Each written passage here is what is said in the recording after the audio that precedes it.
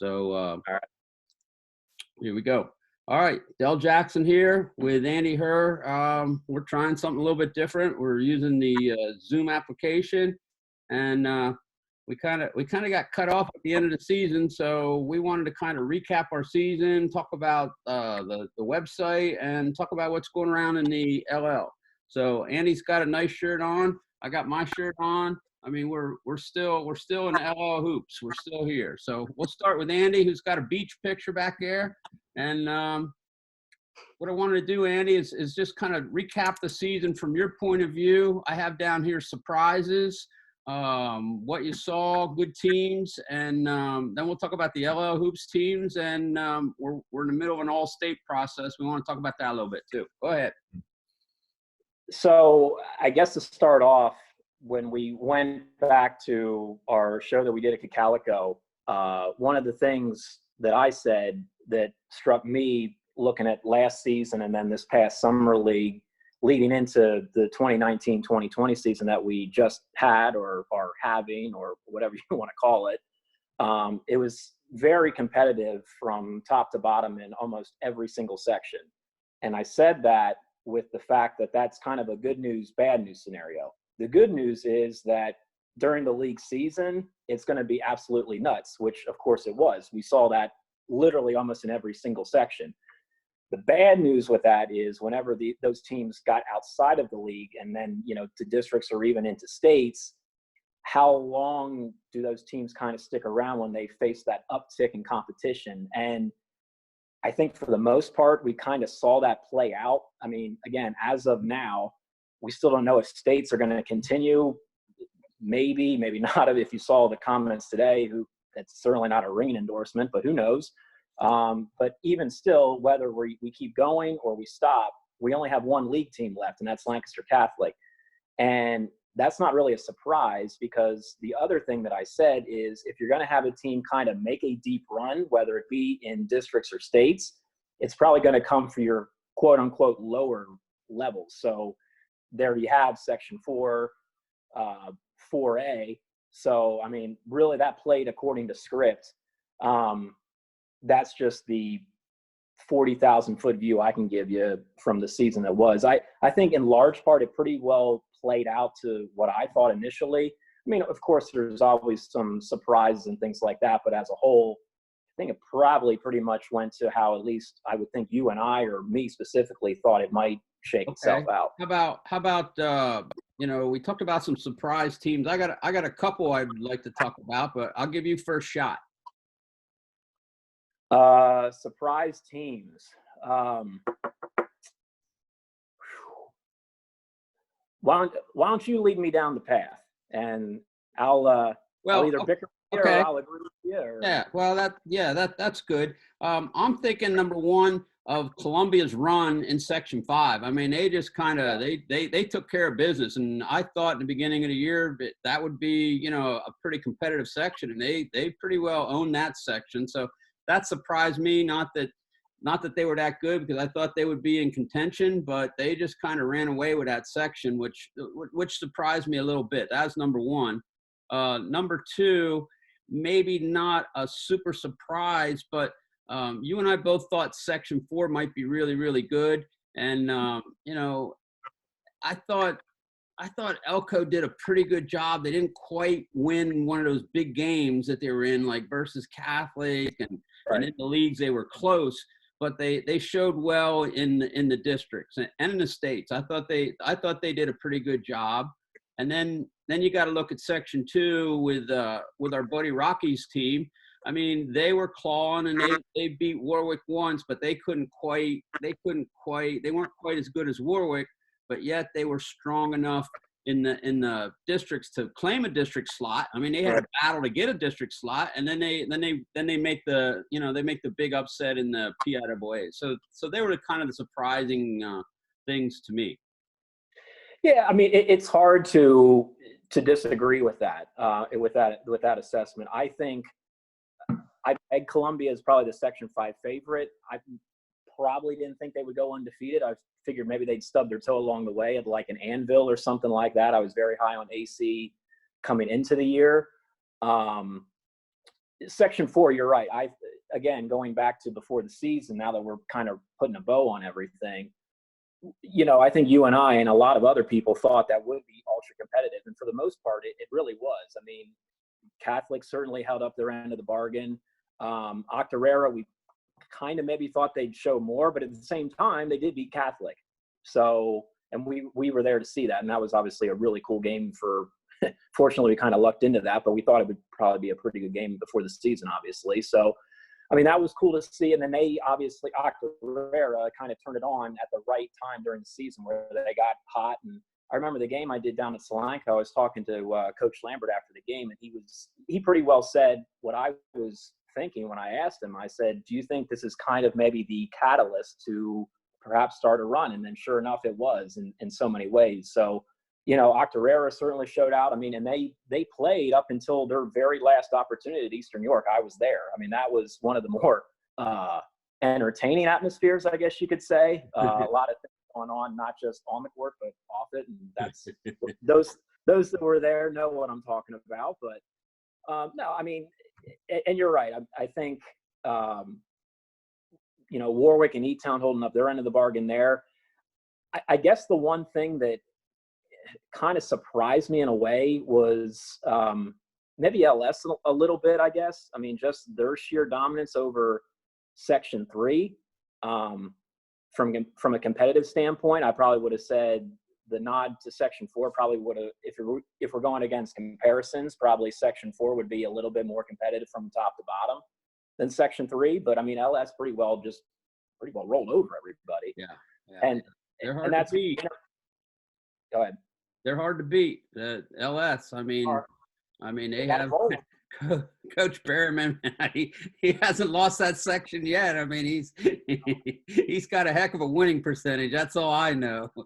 Well, and the interesting thing with that is, obviously, now that you lose arguably one of the best players in the entire league with Beers, what does that look like? And I think now, if we have a summer league that I can maybe, kind of build up some data and figure out what everyone's going to look like, I think Section 3 might be pretty darn competitive next year too, because what's that look like? Do they maybe come back to the pack a little bit? Because I'll tell you right now, you got the Calico Eagles and the Barons of MC that are nipping on their heels. So, if LS can kind of, I don't want to say tread water, but at least pretty well stay at that upper echelon of the Section 3 standings, Section 3 might be your best race next year, just early handicapping. Yeah. Well, if we do live streaming next year, we'll have to definitely get into a little Section 3. Let's talk about the LL Hoops team. What is our process as opposed to the newspaper's process? So, I guess probably the biggest elephant in the room is that, you and I guess especially me in this instance, I see everybody at least once. Now, that's also kind of a good news, bad news thing. The good news is obviously you see everybody, but you might see one team 4 times, but you see 2 or 3 teams once. So, is there a really good kid playing on one of the teams that you see once, doesn't play or has an off night or whatever? And I mean, it's human nature. That's going to go into your rationale of thinking. But, you just kind of use your data points of what you saw with your eye test and then equate it to, the scoring averages and whatever else. And I think for me, more than anything else, it's more individual laden as far as how I distribute the honors, but you also have to equate the team aspect of it too. Because when you and I do this, I always say, hey, listen, let's wait until even the all-star game, because if somebody goes absolutely nuts in states or districts and just takes a team and carries them, that has to account for something. So that's the other thing too, is our deadline. We don't have one. We don't have one, essentially. We can see every piece of data and try and equate it to, states are obviously magnified compared to what you're doing on January 10th against section teams or whatever. So, well, I know that the LMP All-Stars are selected by the coaches. So if I'm coaching a Section 1 team, I'm not seeing a Section 3. I'm not seeing a Section 4. I'm not seeing a Section 5. I'm reading about them, newspaper, our site. I'm looking at maybe their statistics or things that we have seen in the summertime. You know, I mean, if Right. these teams are playing Columbia, they know who Columbia's kids are. I mean, our Right. coaches do know the players real well, but they're also tied in sometimes with what they're doing. So, Sure. you know, I kind of like the way we do it a little bit, and sometimes we pick up some kids that aren't picked up from the other teams, and the other thing that I know you and I always talk about at the end of the year is sometimes when they do coach of the year, it's not necessarily always the guy that wins the section all the time. Sometimes, at least I Correct. believe real strong that sometimes there's guys, maybe they're coaching a 500 team that should not have even been close to 500. So, you know, that's something that I look at from a coaching point of view. And I know in the past we split it. This year, I think we only had one split, and that was in Section 2 with Coach Christensen and Rocky. And I think Rocky Right. on the tail end with the PIAA win and kind of what he's done with that program, I think that was a real good call on our end. I think so too. And the other thing too with that is it was the first win. I'm pretty sure it was their first state win ever. And yeah, I understand that Mars didn't have Carmody and whatever else, but I mean, that's still kind of a shock to the world element to it. I mean, I looked at I always love doing the Google Maps whenever we get the opening round of states just to see what's what. Cause obviously it's not, the opening round is not anywhere close to Right. halfway on the map. Right. And I mean, E-Town, what did they have? Like 3.5 hours one way. They got in at like 1 a.m. and Mars probably had to, I don't know, 30 minutes. So, I mean, yeah, that was a huge win, even without one of the state's, you know, better players. So yeah, I think that was certainly warranted. And they certainly didn't embarrass themselves in the game I saw down at Coatesville. So yeah. Yeah. Okay, well, that's up on our website, and I know right now you and I are in the process of helping with the all-state selection process. So, without giving anything away, like what was your role? What was LL Hoop's role in this year's? Last year, we had the site where we could put up. We were the I don't know, the go-to site where we put up all the state teams. But this year I think everybody's going to do that, but we will also have, you know, our share to put those all-state writers association in there. So tell us what your role or what our role was in this process so far. It's not done yet. Right. So what my task was, I guess it was ours, but primarily mine was I had to look over the 2A selections, which is kind of funny in a way because we didn't have any 2A teams that really were in districts or anything like that. So I couldn't really use any quote unquote bias to make nominations or anything like that. But essentially, once everybody sent in their nominations and we basically made the cutoff for, hey, get your kids in or talk to coaches, however that system works, basically read over all the bios, try and edit them up, make sure they look nice and pretty. And, you know, I think what a lot of people probably don't know in this whole process with this all-state balloting is you might get a name and that's all you get. So sometimes you have to go and track down whether it's Max Preps or whoever. And there was quite a few kids that I had to do that for. It's like, okay, well, here's a name on a team.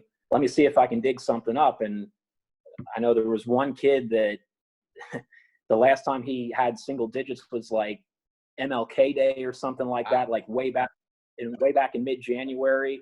And he had like a 36-point game or something like that. And it's like, that's the type of stuff that, yeah, you get the name, but without statistical data to go with, how can you honestly make a coherent pick, you know? So, and in a way that's kind of fun because, I mean, right now there's not a whole heck of a lot going on for anybody. So you certainly have time to do it. So, I mean, that kind of keeps you, you know, something to do and keeps you in the groove when we're all kind of in a holding pattern in a lot of different ways, really.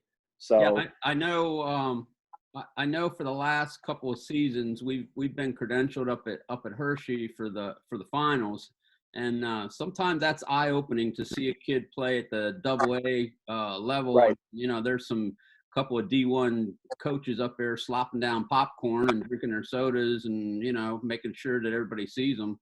And that I mean, it's different when you see that level of kid. And then sometimes you miss a kid because they lose in the semifinals. You know, sometimes we don't see that. Now, it's going to be interesting. We're a little bit more involved this year, but I know the list of writers is over 50 writers. So it's going to be, it's probably like NCAA stuff where it's going to be a little bit of regional, but you know, I think last year they had a good team, and I think this year will be pretty cool too when it comes out. I think it's going to come out. I don't know if there's a deadline, but it's not too far away. So we'll have it up on our website, and you know, we can talk a little bit more about how it went after everything's done. Our buddy, if it isn't already, so yeah. Well, our buddy Mike Gross is taking the reins up. I know Mike Bullock did it before, and he involved us, and he's been involving us this year. So, you know, Mike's organizing it, and he gets along real well with everybody, and you know, that's pretty cool. All right, let's shift gears here. Let's go to. I know we're trying to do some. I call them Andy's replays, kind of taking some of your top games and sending them on the website. You gave me a list of 10. I think I got 2 in so far. We're still working on them, but off the top of your head, give me, I don't know, 2 or 3 games that are like super special to you that you remember standing out as covering a game. The one really that sticks out to me is kind of in a negative way because one of our teams actually lost, but we just put it up. It was the Kutztown and Country Day game up at Kutztown. It was a Saturday afternoon, kind of sort of early in the season. And this is back when Kutztown still was on that like really lengthy losing streak. And Kutztown jumped out to a really, really big lead. Country Day came back. And then, of course, Kutztown hits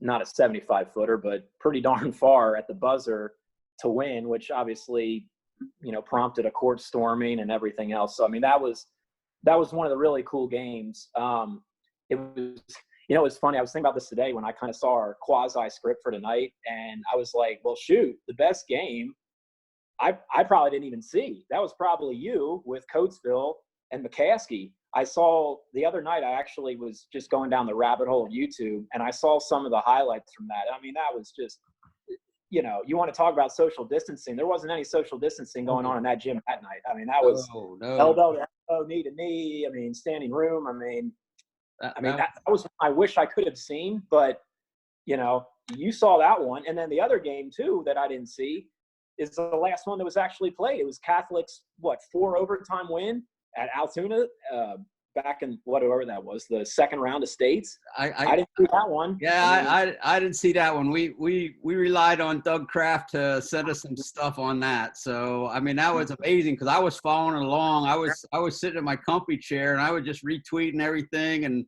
then their AD was retweeting stuff, and I was like, oh my gosh! And every time I thought somebody had won the game, they didn't. And then I asked Coach Kraft after the game. I said, because both teams had 3-point leads at the end of the overtime, and both teams hit a triple to put it into the next overtime. I mean, it was just like Catholic lived on the edge. That they had a way. Going back to the coach game, man.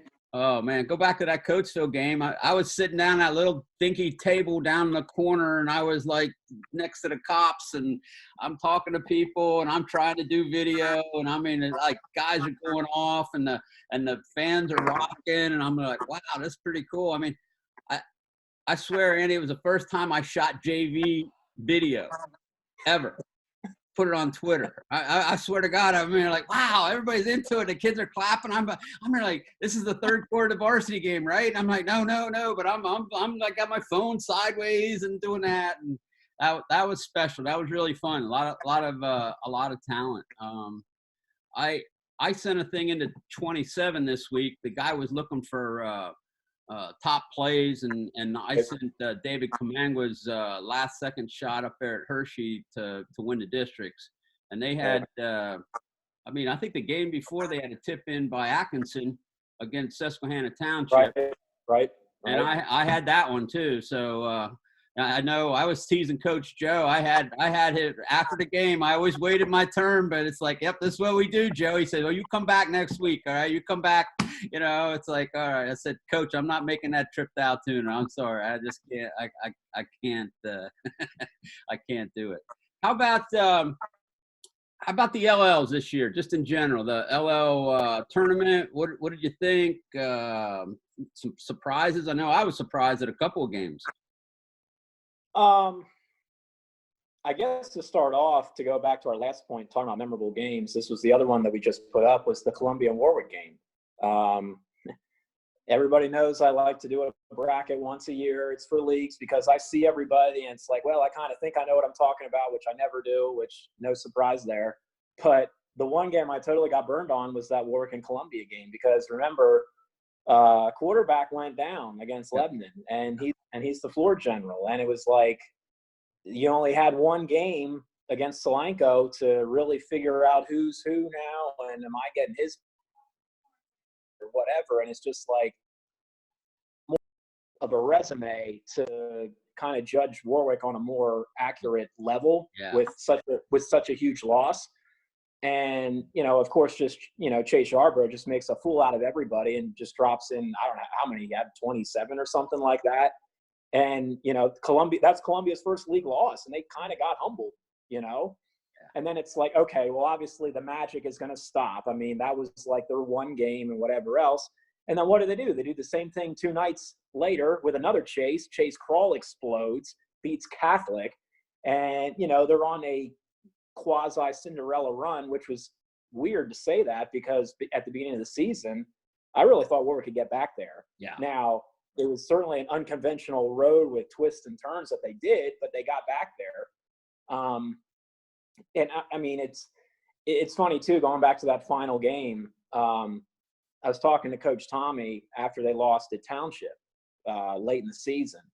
And, everybody left. I got done talking to Coach Johns and doing all that good stuff. And Cedar Crest was just hanging out there. And me and him just had a really good Coach Smith had a really good just conversation, me and him, and we're the only people in the entire gym.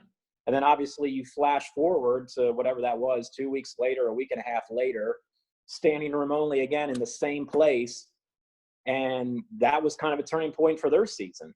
And, it's just kind of cool to see how that little metamorphosis from, 1 week to the next, or a couple weeks from the same location, just really flipped for them. Yeah. And, I mean, it's Warwick and Cedar Crest. It's 2 of your bigger schools, so that you're going to get, naturally bigger crowds. Warwick's right up the road.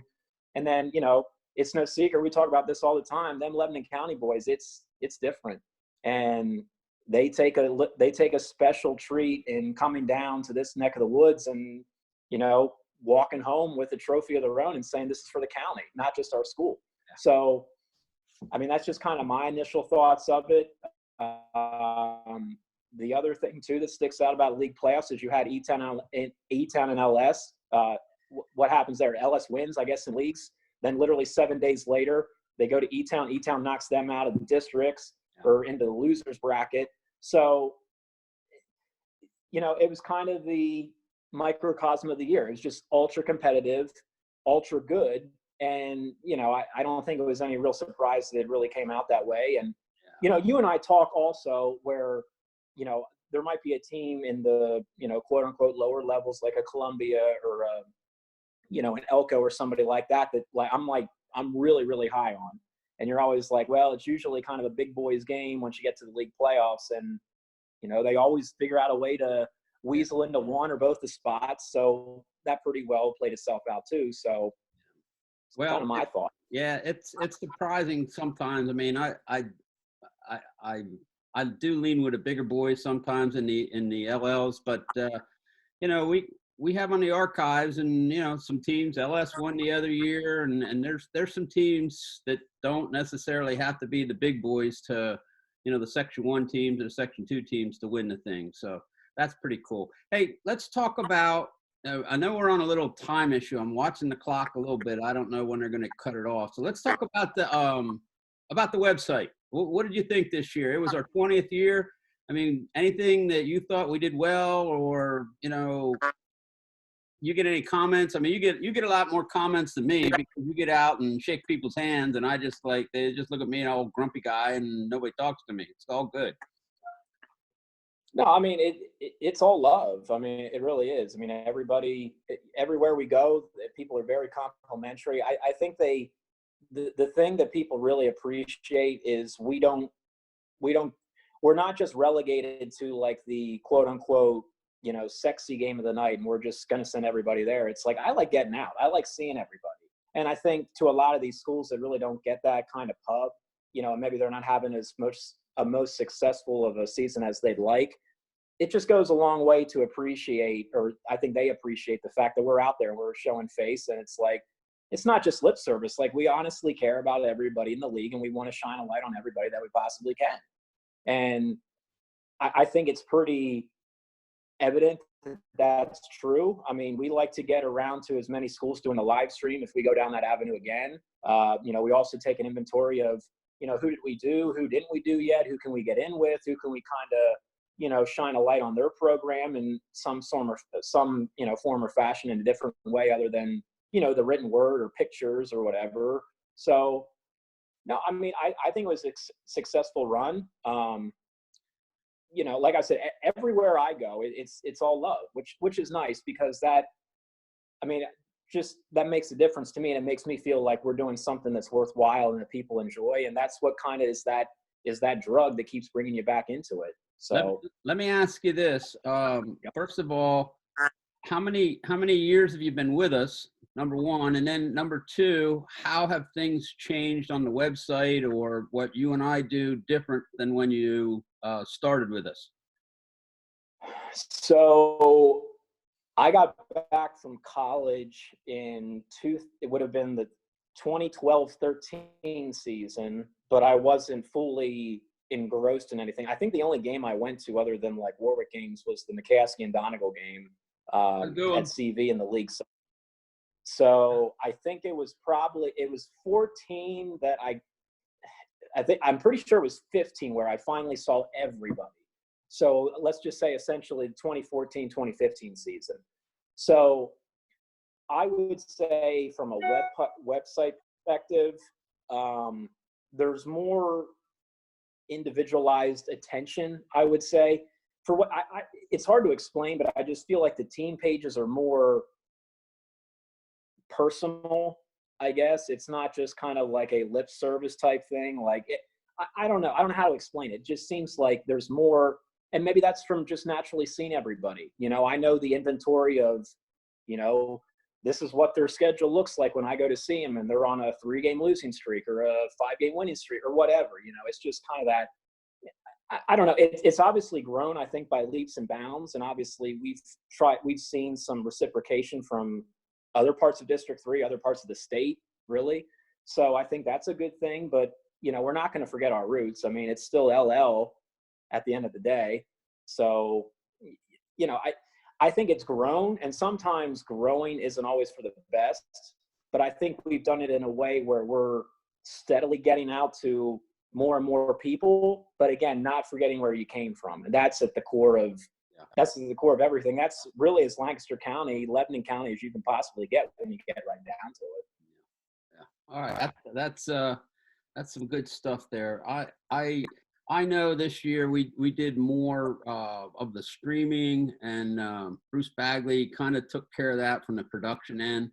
And I know last year I was super stressed, and we had some technical issues. This year it seemed to go a little bit better, and I know we did some stuff on Facebook this year, and that seemed to help at least our numbers. Now I don't know if that's gonna take off on anything else. I know just today I took off all those goofy ads that we had on there it was Google ads, and we had to hit a certain level. We never hit a level, so all I was doing is advertising for people, and so we got out of that business. We changed that, and the sites looks a little cleaner, but I think we're making some inroads with the streaming, although I don't think it's our only thing, and I don't think that's the only thing that we need. But I'm getting emails from Florida. It's like, hey, my grandson's playing, are you live streaming tonight? And I would get the same email about every day. I said, no, just once in a while. That's all we're doing. But I thought we made some good inroads with the piggy bank ain't that fat. No. But I thought we made some good inroads with the LL, and I was pleased with the cooperation we had from the leadership with Ron Kennedy and Coach Kraft from LC Day, and that was pretty cool. And it was cool to get to different gyms. I mean, everybody, the gyms that we go to, everybody's pretty gun ho, and we had a good crew. There's no doubt about that. Coach Goodling and Eric and Bruce and even Coach Sherwood filled in and did a great job. And he had a great call on a half court shot. So that was pretty neat too, I think. Last thing that I want to talk about before we sign off or get kicked off here is what do you see for next year? I know you haven't seen anybody, and I know you love the summer games, but let's just throw out a couple teams that might get the job done next year. That'll be let's call them teams to watch instead of favorites. Teams to watch. Somebody that's bringing back a lot of kids that probably will, be there in the end. Cool. You know me. I need my summer. I need my summer league. You might not get a summer this year, brother. I'm telling you. It might not happen at all. I know. It ain't looking good. It ain't looking good. I know. We're not get a fall either. That's a different story. No, let's just go down sections. Section 1. I think this year coming up, 2020, 21, it's going to be pretty darn wide open. I mean, you think about it. I mean, Penn Manor loses their best scorer, best player. McCaskey loses. I mean, shoot. Whole team. What do you call Barry? I mean, we put them all on the all-decade team before the decade was even over. Yeah. I think that. Yeah. That's Cedar Crest is losing 2 big boys inside. Do I give the baton to Township? Maybe. I don't. Section 1, I think is going to be wide open. Section 2, honestly, I think it's going to be Warwick's to lose. I would be. How about the Cedars? Well, that's probably going to be their stiffest competition, I think, for a section crown. But I'll just be frank. I would be shocked if Warwick doesn't make it back to Township for the 3rd year in a row. I really would. I think they're so well-rounded. They have so much experience with each other, assuming they all come back and, they're not, going their different ways with football because they all seem to play football and get recruiting offers every single day. So that'll be one of the dynamics to follow with them. And like I said, Section 3, I mean, Calico, Carter Nunville. He's a special player. I only saw him play once. He's very good. He's one of those kids that, right now, probably a lot of people probably don't know his name, but he's going to quickly assume one of the top 5, top 3, maybe players to watch in the league next year. And then you want to talk about bringing everybody back. What did Coach Fish say to you yesterday in the interview? He had like 17 or something coming back, or some astronomical insane. I almost wanted to tell him you can only play 5 at a time, Coach. That's what I wanted to tell him. I should have asked him how many timeouts he gets, because I swear he gets more than the allotment, but whatever. That's a different story too. Yeah, I didn't even ask him that. I should have asked him about that. I thought the shot clock thing was really good, though. I really liked the shot clock. I did. I know. But no, I think you're going to have a good old-fashioned Calico and Manheim Central rivalry in Section 3. That's just my early handicap. And like I said before, I don't think LS is really going to just plummet to the basement. I think there's still enough pieces there where they're going to, at the very minimum, be competitive. And, who knows? Maybe they'll sneak in and, take another section title. Who knows? But I think Section 3 is going to be a lot of fun. Section 4, I mean. We got some players in 4. Now, we got some really good players coming back. We do. Maybe one of the best is, obviously Bohannon at Elko, but it's, there's always a difference between kind of being the one of the five to being the guy. Now, if there's a kid that can kind of assume that lead dog role, it's probably him. So that bodes well for Elko. I don't think there's going to be any sort of, stage fright with that new assumption to that position for him. But I mean, Elko loses a whole heck of a lot of kids. Yeah, they lose a lot, but you also got Octorara with Najee back, and you got Athlete coming back. I mean, the Atkinson kid, I love him, and they got some players around him that have played more as the season goes on. So I would think that would be another kind of like this year. It would be a fun race to look at. It will be, and I think you're right. I think Octorara probably assumes the second place role preseason wise, I guess, in that section, because I mean, Catholic's Catholic. I mean, they always figure out a way. And I've said this before on record, and I'll say it again on record. I think Coach Joe is arguably the best coach in the league. I mean, just what he's able to do, and his wit, and all that stuff that he has, and he knows how to do this. And the man's 300 wins is tough to argue with, and I know. I've watched him a lot, and I know sometimes they don't get a lot of games, close games, but I know that they make awesome adjustments when it comes to the districts and the states. I mean, it's like sometimes I'm there like, where did that come from? And that they're working on it behind the scenes. So yeah, that's pretty good. How about, we got to wrap up here. How about 4 and 5? Yeah, so last team I'll talk about in Section 4, and if you want to talk about maybe a dark horse to upset some teams along the way, Northern Lebanon. One of the best backcourts that not a lot of people know about. They're small little dudes, but they're killers, man. Peyton Wolf and Owen Treadway, they're bombers. And, when you get up in the mustard walls, man, it's wacky up there. Stuff happens. Stuff happens that you don't think should happen. So, I mean, that's a snake pit. Nobody likes going up there. They love playing there, which I understand why. But Northern Lebanon's going to be a sneaky good team that's going to, show their fangs and upset a few people. And then in Section 5, I like Country Days pieces. I mean, I like Columbia. I still like Columbia with all what they have coming back with Hove running the point, and Michael Poole's coming back, and Cruz is back, but I like Grant Landis a lot at Country Day. Lance Lennon's coming back at Country Day. How about the Fisher guy? How about Fisher from Mennonite? He's coming back too, isn't he? I'm pretty sure he is. I mean, yeah, he only averaged 20 points a game as a junior. No problem. I know. So, I mean, yeah, obviously when you have a guy that can put the ball in the hole, that's going to help you out. But, Anvil, I thought maybe this was kind of their year. So it's going to be interesting to see what they do with, want to talk about new roles. It's going to be a new crop for them coming up. So, I mean, it should be probably, again, a lot of fun. I think next year you might have maybe the birth of a team that can maybe make a deep run in states. I think it might be like a Warwick or something like that.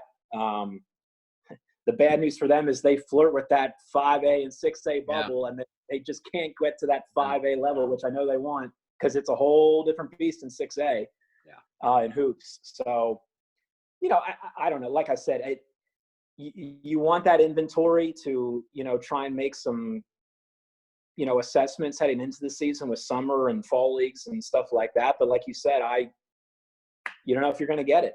So we'll see. Hey, we'll see how this goes. We'll see how it goes over. We'll put it up on the YouTube, and we'll put a link on the page. And then, if we like it, if people like it, then maybe we can get a coach on once in a while and, kind of touch and base with them. I know we've been trying to do some online interviews, but it'd be kind of interesting to see somebody's face and get their chit chat. And you and I can just sit back and nod our heads and say, yeah, that's what we've been hearing for the last 25 years, same stuff. So it's all good. I don't look for a lot of turnover here in the LL, and I know there's one job open, and we'll see where that goes with the E-Town position. Yep. And we'll get an interview on that. So, hey, thank you, brother, and we'll be in touch. All right. All right, man. Later. All right. See ya. Bye.